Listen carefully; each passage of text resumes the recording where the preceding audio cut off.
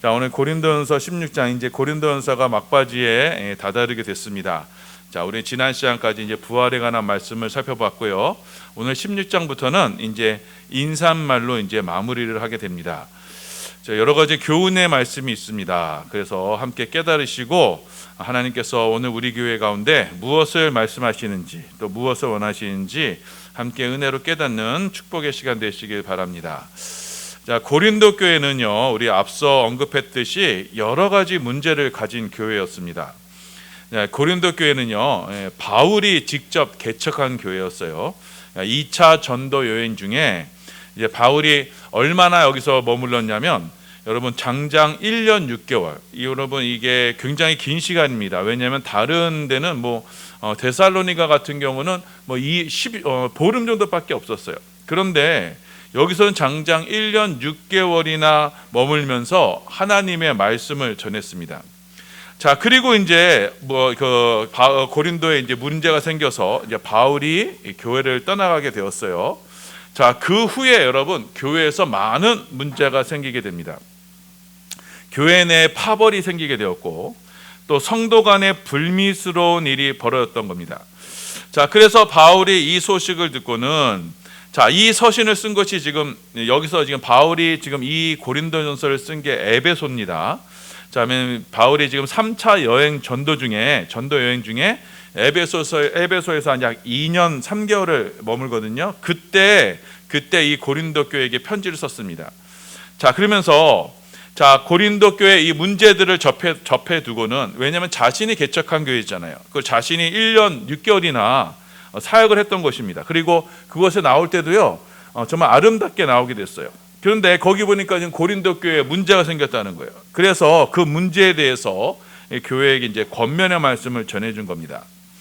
자, 이 말씀을 왜 드리냐면은 지금 현재 한국 교회도 이와 같은 많은 고통이 있기 때문입니다. 자, 어떤 일이냐면, 여러분 우리 교회 선배 목사님들이 이 교회를 개척을 했어요. 그리고 80년대 90년대 이제 많은 영향을 끼치고 그랬던 영적 지도자들이요, 이제는 교회를 이제 하나둘씩 은퇴를 하시게 됐습니다. 자, 그러면 이제 그때부터요, 교회가 아주 큰 시험에 빠지게 됩니다. 왜냐하면 초기 이제 개척했던 목사님이 빠지게 되면 그때부터 리더십의 공백이 생겨요. 자, 그러면 어떻게 되느냐? 이 교인들 사이에 이 교만이 싹트게 됩니다.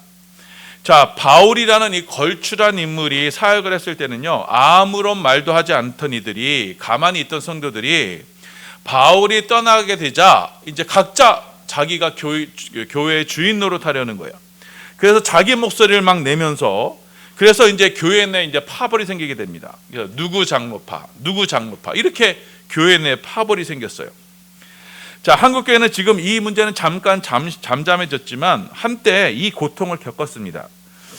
개척 1세대가 물러나면서 교회 내 장로들이 교회를 좌지우지하는 상황이 됐습니다.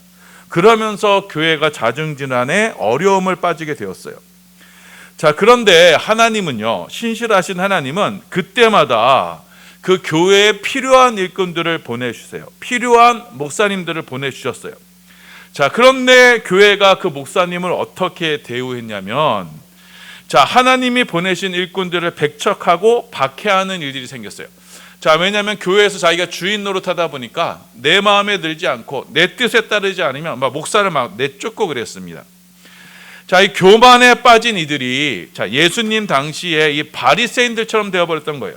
자, 그래서 자기가 교회 주인 노릇하게 되는 것입니다. 자, 바로 고린도 교회에 바로 이러한 일이 있었던 거예요.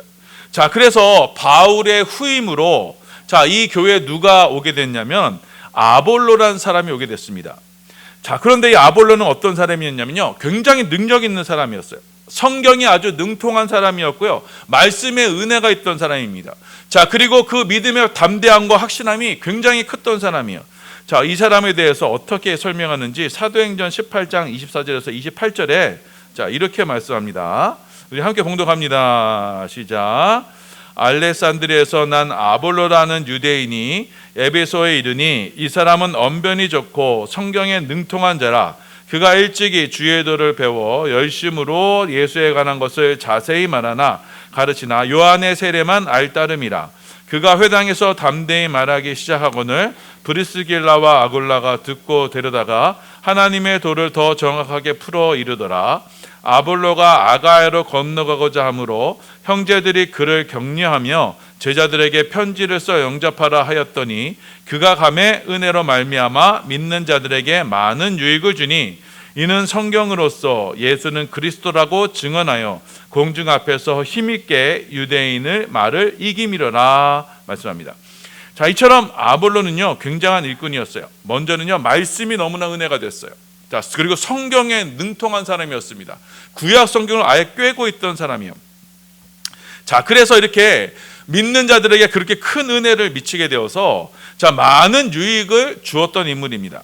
자, 말씀을 제대로 해석할 줄 알았어요. 그 말씀으로 구약의 성경 말씀으로 예수 그리스도를 힘있게 증거했던 사람입니다. 자, 그래서 그가 이제 아가야로 건너가고자 했어요. 이게 여기서의 아가야가 어디냐면 바로 고린도 교회입니다. 오늘 고린도 전서의 수신자인 고린도 교회예요. 자, 그래서 아볼로가 그곳에서 이제 목회를 가려고 했습니다. 그래서 이제 에베소에 있던 이 믿는 제자들이 추천서를 써줄 정도였어요. 이 사람은 정말 하나님의 사람이다. 이 사람의 말을 잘 들으라.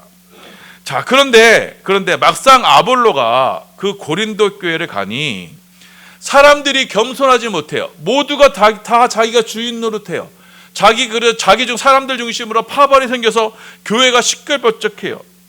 자, 그래서 이 고린도 교인들은 심지어 이 아볼로조차도 무시하는 일이 생겨요. 자, 그래서 아볼로가 목회하는데 시시건건 방해를 놓습니다. 그래서 많은 어려움이 생겨요. 결국엔 아볼로가 고린도 교회를 떠나가게 되는 상황까지 이르게 된 것입니다. 자, 그런데 아볼로가 막상 떠나게 되니까요, 사람들이 다시 아볼로를 그리워하게 돼요. 왜냐하면 말씀에 워낙 은혜가 있었고, 그래서 말씀의 역사가 있었기 때문에 떠나간 그분을 다시금 좀 초청하려고 해요. 그래서 바울을 통해서 제발 그 아볼로 선생님 다시 좀 오게 해주세요. 다시 우리에게 말씀 전하게 해주세요. 이렇게 부탁을 합니다. 바울에게 부탁을 해요. 자, 그래서 바울이요 그 아볼로에게 이렇게 얘기합니다. 지금 고린도 교회에서 당신을 원하고 있습니다. 당신이 꼭 와줬으면 이렇게 얘기하고 있어요. 그러니 고린도 교회 가서 다시금 지난 일 다 잊고 자, 우리 다시금 한번 목회해 볼 생각 없습니까? 이렇게 많은 말로 권면을 합니다. 자, 그런데 아볼로는 어떻게 했느냐? 이 고린도 교회에서 일해서 너무나 큰 상처를 받았어요. 자, 그래서 나 안 갑니다. 나 갈 마음이 전혀 없습니다. 자, 혹시 하나님께서 강권적으로 직접 감동을 주셔서 가라면 모를까? 나 절대 거기 갈 생각 없습니다. 이렇게 말을 딱 잘라 말합니다. 우리 고린도전서 16장 12절입니다. 네, 봉독합니다. 시작. 형제 아볼로에 대하여는 그에게 형제들과 함께 너희에게 가라고 내가 많이 권하였으되 지금은 갈 뜻이 전혀 없으나 기회가 있으면 가리라. 자, 이렇게 아볼로는요 자신이 당한 그 모욕과 수치를 생각하면서 나 안 간다. 거기 그 사람들 다시 보기 싫다. 이렇게 얘기한 거예요. 자, 그래서 바울이 급한 대로 누구를 추천하냐면 자, 바울이 가장 아끼는 형제, 그러니까 가장 아끼는 영적인 아들 그 디모데를 추천하게 돼요. 자, 그래서 바울이 디모데를 보내면서 이 사람은 나의 아들입니다. 영적 아들입니다. 그가 주를 위해서 주의 일을 위해서 얼마나 수고했는지 여러분이 다 알 것입니다. 자, 그렇더니 그러니까 이 디모데 젊다고 무시하지 마십시오. 젊다고 멸시하지 마십시오. 그 제대로 그를 대접해 주십시오라고 이렇게 당부하면서 디모데를 보내게 돼요. 자, 고린도전서 16장 우리 10절에서 11절이에요.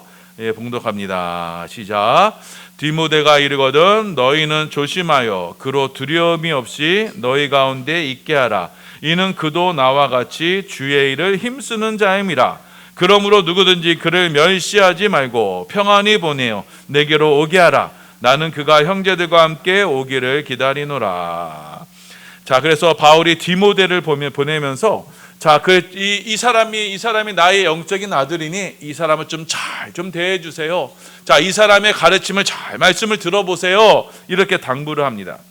자, 그런데 바울이 이 디모데를 보낸 이유에 대해서 앞선 4장에서 이렇게 설명을 했어요. 내가 왜 이 디모데를 보내야 되는지에 대해서 말씀하고 있어요. 우리 고린도전서 4장 16절에서 20절입니다. 고린도전서 4장 16절에서 20절이에요. 봉독합니다. 시작. 그러므로 내가 너희에게 권하노니 너희는 나를 본받는 자가 되라.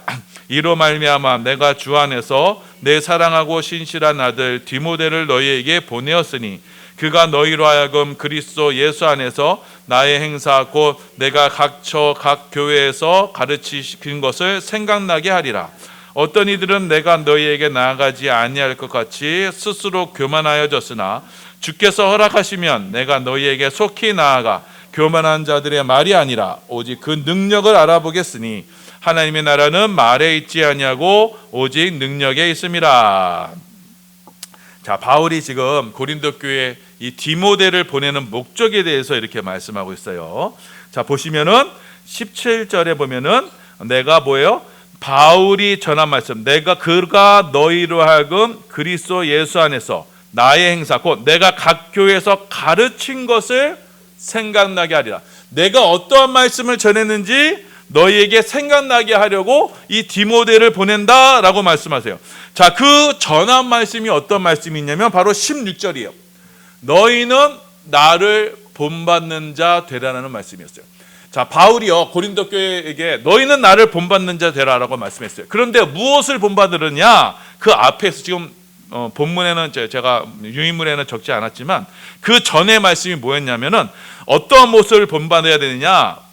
주를 위해서 낮고 낮은 자리에 처해지고 주를 위해서 비방을 받고 핍박을 받고 세상의 더러운 것과 만물의 찌꺼기와 같은 그런 자신의 삶, 세상에서 이렇게 멸시받고 천대받는 그런 삶을 본받으라라고 이렇게 바울이 교훈한 겁니다.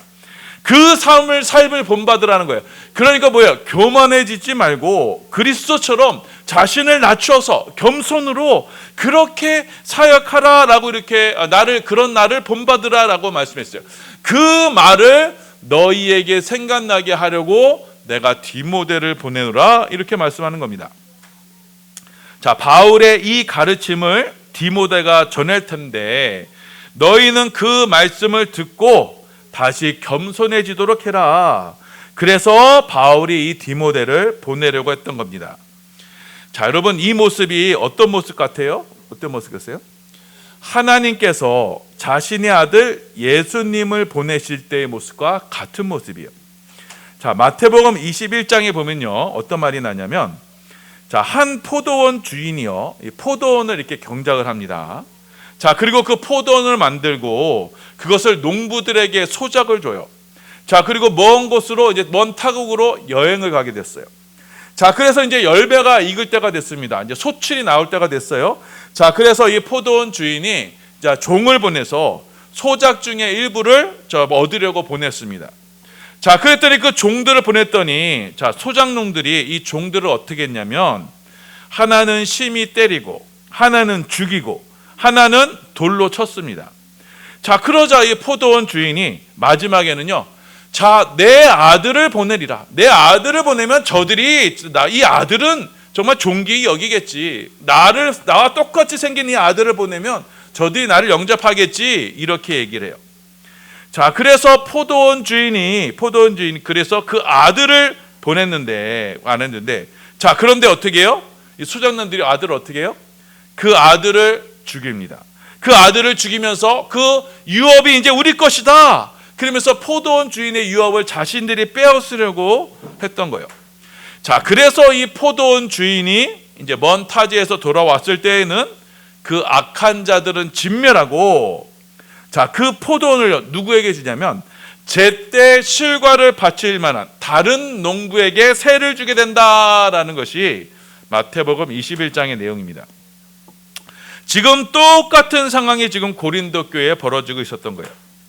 자, 하나님은요 고린도 교회에 여러 일꾼을 보냈습니다. 자, 그런데 그때마다 이 고린도 교회는 어떻게 했냐? 그 일꾼들을 다 박해하고 쫓아냈어요. 자, 그래서 바울이 마지막에는 바울이 이 교회의 영적인 아버지잖아요. 마지막에 자신의 영적인 아들인 그 디모데를 보내면서 부디 이 아들만큼은 잘 대해달라라고 하면서 이 디모데를 보내게 됐어요. 자, 그런데 디모데 후서를 보면요, 이들이 버릇을 고치지 못했어요. 바울이 보낸 이 디모데마저도 막대하게 되는 겁니다. 자, 그래서 디모데도 고린도에 얼마 있지 못하고 쫓겨나게 된 것 같아요. 자, 아들을 영접하지 않았어요. 자, 그래서 고린도 후서를 쓰면서 바울이요, 아주 화가 난 서신으로, 분노의 서신을 쓰고는 내가 다시 가면 내가 절대 너희를 용서하지 않아, 이렇게 경고의 말씀을 씁니다. 그 말씀에 고린도 교회가 회개하는 모습을 보게 됩니다. 자, 이것이 어디에서 있었던 일이라고요? 바로 교회 안에서 있었던 일이에요. 하나님의 백성들 안에서 있었던 일이었던 거예요. 자, 우리가 얼마나 교만했던지, 교회가 얼마나 교만했던지, 유대인들이 하나님의 아들 예수님을 죽였듯이, 박해하고 죽였듯이, 우리도 그와 같은, 이 교회 안에서도 그와 같은 일이 일어날 수 있다는 겁니다. 자, 그래서 우리는요, 늘 겸손해야 하는 거예요. 하나님의 은혜가 아니면 절대로 우리는 설 수 없는 존재들이에요.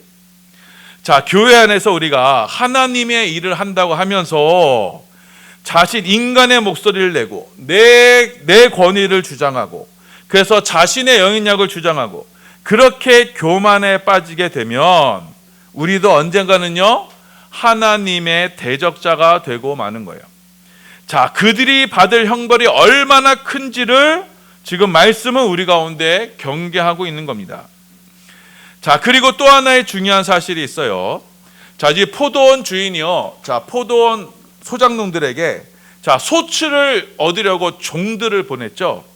자, 마찬가지로요, 지금 바울도요, 고린도 교회에 사람들을 보내는데, 왜냐하면 연보할 것, 너희가 그 연보를 해라라고 하면서 사람들을 보냅니다. 자, 고린도전서 16장 1절에서 3절이에요. 예, 봉독합니다. 시작. 성도를 위하는 연보에 관하여는 내가 갈라디아 교회들에게 명한 것 같이 너희도 그렇게 하라. 매주 첫날에 너희 각 사람이 수입에 따라 모아두어서 내가 갈 때에 연보를 하지 않게 하라. 내가 이를 때 너희가 인정한 사람에게 편지를 주어 너희의 은혜를 예루살렘으로 가지고 가게 하리니. 자, 포도원 주인이 이 포도원 소장농들에게 그 소출을 요구했듯이, 그건 정당한 권리죠. 지금 바울도요, 자신이 개척한 이 교회에 헌금, 연보해라 라고 이렇게 지금 요구하고 있어요. 자, 그 이유가 뭐냐면, 지금 예루살렘 교회가요, 예루살렘 아주 극심한 어려움에 빠졌습니다. 왜냐하면 그 이스라엘에 대기근이 생겼어요. 자, 그래서 지금 사람들이 지금 막 굶어 죽어가는 그런 상황이었어요. 자, 그래서 긴급하게 지금 헌금을 보내줘야 돼요. 자, 그래서 지금 바울이 그 고린도 교회에게 너희 지금 연보해라, 지금 헌금 내라. 자, 그 헌금을 가지고 너희 중에 사람을 뽑아서, 믿을 만한 사람을 뽑아서 그 사람을 예루살렘으로 데려가게 해라. 그때 내가 추천서를 써주겠다, 이렇게 말씀을 합니다. 자, 이처럼요, 하나님께서는 교회에 요구를 하세요. 하나님 나라를 위한 이 소출을 요구하시는 거예요. 자, 포도원 주인이 마땅히 그 소장농에게 소출을 요구할 수 있듯이, 하나님도요, 우리 교회에게요, 우리 교회에 바로 이 소출을 원하시는 거예요. 주님이 필요하시다 하시면 우리는 언제든지 주님께 기꺼이 드려 주님의 마음을 기쁘시게 해드려야 하는 거예요. 그게 교회에서의 사명인 거예요. 자, 그런데 작금의 교회는 어떻습니까? 교회의 재정을 마치 교회 개인, 이 교회 개인의 자산으로만 생각을 해요. 자, 그래서 교인들이 자신들의 돈인 양, 그 교회 재정이 자신들의 돈인 양 그렇게 생각을 하고, 자, 하나님 나라를 위해서 쓰는 것, 주를 위해서 쓰는 것에 대해서 너무나 인색을 해요. 한쪽 교회에서 너무 어려운 가운데 있는데도 그 교회를 돕는 일에 너무나 인색을 해요. 선교지에서 선교사들이 너무 어려운 가운데 있는데도 그 선교 헌금을 보내는데 너무 인색해요. 왜 그래요? 그 교인 그 헌금이 자기들 돈이라고 생각하기 때문이에요. 자, 그거는요, 여러분, 하나님 앞에 크나크게 벌받을 일이에요. 지금 주님께서 교회에 소출을 원하시는데 그 소출을 내기를 거부하면서 소출을 받으러 온 종들을 때려서 보내는 것과 같은 겁니다. 여러분, 교회의 재정은 누구 거예요? 우리가 헌금할 때 누구에게 드려요? 하나님께 드리는 거예요. 하나님께 드렸으면 그 교회 재정은 누구 거예요? 교회의 거 아니에요. 하나님의 거예요. 자, 그래서 만일 하나님이 필요하시다 하시면 마땅히 그 하나님 나라를 위해서 전부를 드려야 되는 거예요. 자, 그런데 이 재정에 왜 재정을 왜 허튼 데 쓰느냐면 딴지를 부리는 거 있어요.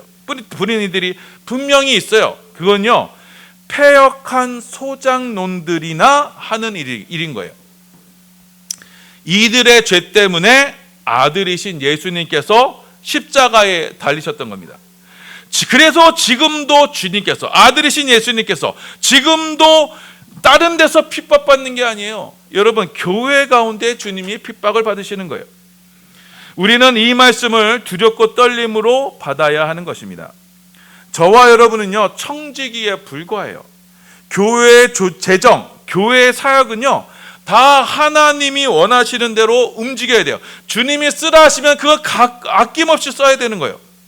자, 그러니 하나님이 원하실 때, 하나님이 뜻하시는 때 우리는 주님의 것을 아낌없이 주를 위해 부어드려서, 자, 그때 우리는 주님 앞에 칭찬받는 종이 되고 소출을 제때 바치는 충성스러운 일꾼이 되는 거예요.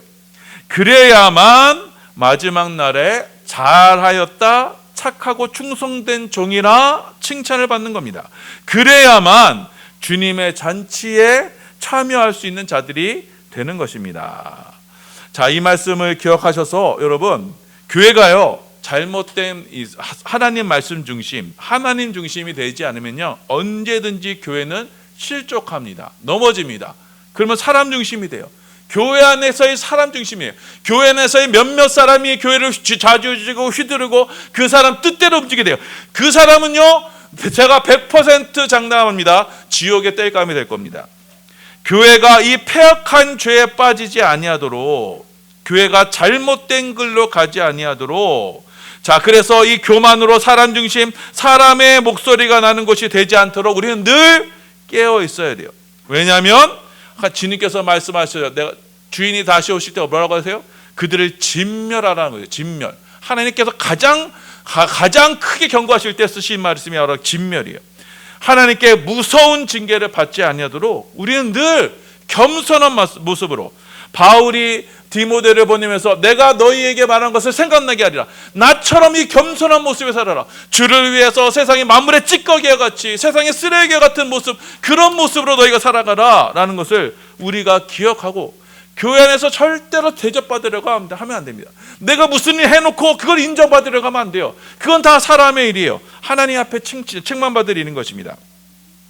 우리 반석교회는요, 하나님이 기뻐하시는 공동체로, 하나님께서 만약 원하시는 일이라면, 야, 너희가 그 일에 너희가 써, 너희가 도와줘, 그 소출, 그거 내라고 말씀하실 때, 우리 교회, 우리 주의 것을 주님 앞에 아낌없이 내어드려서 주님의 나라를 위해서, 주님의 필요를 위해서 귀하고 복되게 쓰임 받는 우리 반석교회가 되기를 예수님의 이름으로 소원하며 축원합니다.